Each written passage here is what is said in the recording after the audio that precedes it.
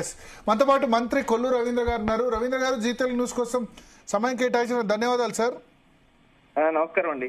నమస్కారం. So Ambati Rambabu comments justify చేయట్లేదు, కానీ ఆయన ఏమంటారంటే ముందు నా కారు మీద అటాక్ చేశారు, నన్ను పొద్దున్నే హత్య ప్రయత్నం చేశారు, అది హత్యా ప్రయత్నం చేసిన వాళ్ళని అన్నాను, చంద్రబాబు నాయుడిని అనలేదు ఆ వర్డ్స్ అంటున్నారు ఆయన.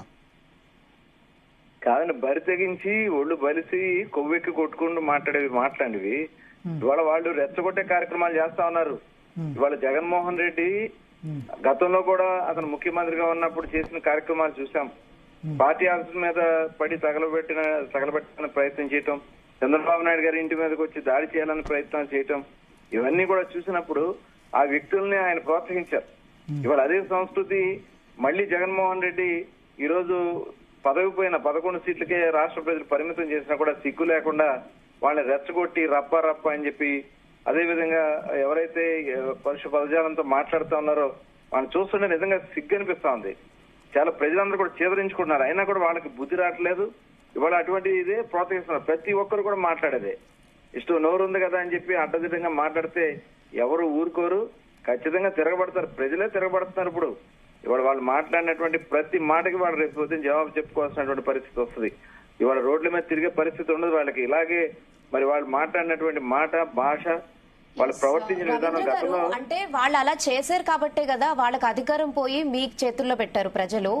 మీరు కూడా మళ్ళీ ఇప్పుడు మహాపాపమని పోస్టర్ పెట్టారు. సో అవన్నీ అన్నెసెసరీ కదా.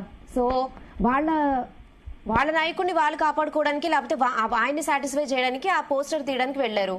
సో ఇవన్నీ ఇష్యూస్ అన్నెసెసరీ ఇష్యూస్ కదా. వాళ్ళు అలా చేశారు, వాళ్ళు అట్లా మాట్లాడారు కాబట్టే వాళ్ళు పదవిలో లేరు. ఇప్పుడు మీరున్నారు. సో మరి మీరు కొంచెం డీసెంట్ గా ఉండాలి కదా. అవును, డీసెంట్ గా ఉన్నప్పుడు బరితెగించి మాట్లాడుతూ ఉంటే ఇక రోజు రోజుకి రెచ్చిపోతా ఉంటే ఏం చేయాలండి? అది కనీసం కంట్రోల్ చేస్తున్నటువంటి జగన్మోహన్ రెడ్డికి బాధ్యత లేదా? ఇప్పుడు మా కార్యకర్త గతంలో ఒక వ్యక్తి ఏదో మాట్లాడని చెప్పి అతని మీద మేము యాక్షన్ తీసుకున్నాం. యాక్షన్ తీసుకుని అరెస్ట్ చేసి అతను నాన్ బెయిలబుల్ కేసు పెట్టి అతను జైల్లో పెట్టించడం జరిగింది. ఇది జగన్మోహన్ రెడ్డి గారు ప్రతిరోజు మీటింగ్ పెట్టి వాళ్ళకి చెప్పేది ఏం నోరు పోస్తా ఉన్నాడు, మీరు ఇష్టం వచ్చినట్టు మాట్లాడండి, ఎవరు మాట్లాడితే వాళ్ళని ఫోకస్ చేస్తాను అన్నట్టుగా అతను మాట్లాడుతున్నాడు. కాబట్టి ఇవాళ బరితెగించి మాట్లాడుతూ ఉన్నారు. వాళ్ళ భాష, వాళ్ళు మాట్లాడుతున్న విధానం కొవ్వెక్కి కొట్టుకుంటా ఉన్నారండి. ఒక పక్క అంబటి రాంబాబు, ఒక పక్క పేర్ని నాని, ఒక పక్క మరి అమర్నాథ్, వీళ్ళందరూ కూడా ప్రతి ఒక్కరు ఒక్కడు కాదు. కొల్లు రవీంద్ర గారు ఒక విషయం, అప్పుడు పట్టాభి చాలా దారుణమైన భాష జగన్ మీద ఉపయోగించారు. అప్పుడు మీ పార్టీ ఎందుకు డిఫెండ్ చేసింది పట్టాభిని? పట్టాభి క్షమాపణ చెప్పుకుండాల్సింది కదా. అలా కాదండి, ఇప్పుడు వాళ్ళు అరెస్ట్ చేశారు కదా, అసలు ఆ రోజున తీసుకెళ్లి కావాలి చేశారు కానీ అప్పుడు పట్టాభి క్షమాపణ చెప్పలేదు. అప్పుడు పట్టాభి తరపున క్షమాపణ చెప్పుంచే బాగుండేది కదా. ఇప్పుడు అట్లా కదండి, ఆ రోజు మాట్లాడిన మాట ఏంటి? అతను మాట్లాడిన మాట అది జనరల్ గా మాట్లాడే మాటగా అతను మాట్లాడారు. ఇవాళ ఇతను మాట్లాడినటువంటి మాట ఏంటంటే అది ముఖ్యమంత్రి గారిని పడుకుని ఆ రకంగా మాట్లాడితే మీరు వాళ్ళని సమర్థిస్తారో నాకు అర్థం కావట్లేదు. మీరు కూడా మీడియాలో ఈ రకంగా అట్లాంటి మాట్లాడే వ్యక్తుల్ని మీరు దానికి దీనికి టాలీ చేస్తారు. మీరు చూడలేదు,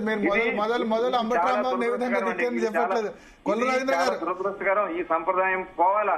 రవీంద్ర గారు ఎంతటి వాళ్ళైనా సరే వాళ్ళని ఖచ్చితంగా శిక్షించాల్సిందే.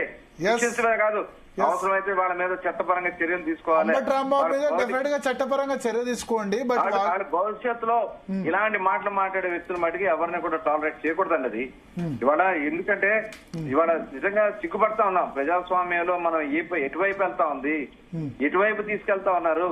ఇవాళ కొన్ని నిజంగా చెప్తా ఉన్నా, వాళ్ళని ప్రోత్సహిస్తున్నారండి మీడియాలో, వాటిలో కూడా సోషల్ మీడియాలో అలాంటి మాటలు మాట్లాడినటువంటి వ్యక్తుల్ని సోషల్ మీడియాలో కూడా వాళ్ళని హీరోల్లాగా చూపిస్తా ఉంటే అసలు ఎటు పోతా ఉంది? హీరోల్లా చిత్రీకరిస్తే అది దౌర్భాగ్యం. ఎందుకంటే ఎటు వెళ్ళిపోతా తెలియదు. ఎట్లా మేమైతే ఆ భాషను డెఫినెట్ గా ఖండిస్తున్నాం. పట్టాభి ఆ రోజు మాట్లాడడం తప్పే, అంబటి రాంబాబు ఈ రోజు మాట్లాడడం ఇంకా చాలా పెద్ద తప్పు.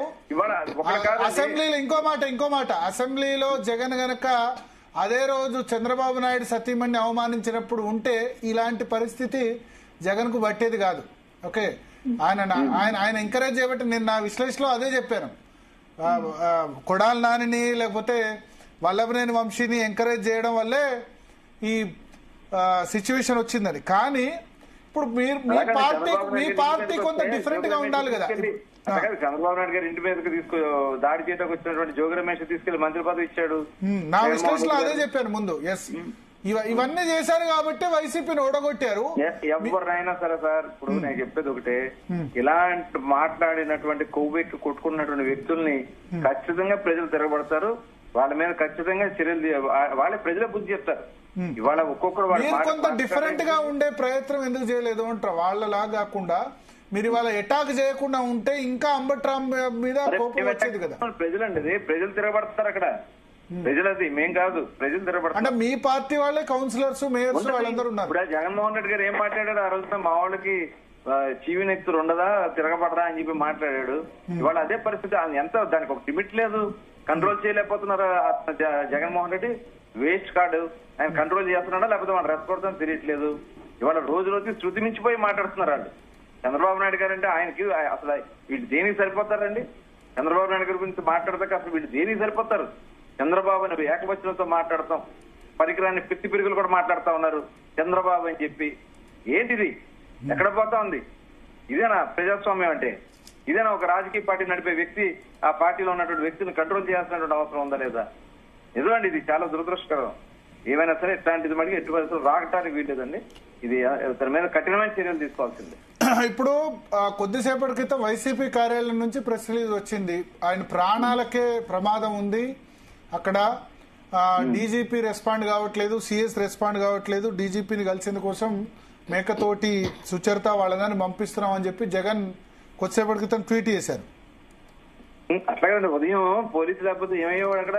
అంబటి నిజంగా అక్కడ పోలీసులు ఉండి అతను కంట్రోల్ పోలీసు అక్కడ అతను రక్షణగా ఉండబట్టే కదా ఇవాళ రాష్ట్రంలో ప్రజాస్వామ్యంగా శాంతి భద్రత కాపాడుతున్నటువంటి బాధ్యతగా మేము వ్యవహరిస్తున్నాం. దాంట్లో లేదు, తప్పు చేసిన వాడు అయితే చర్యలు తీసుకోవాల్సిందే.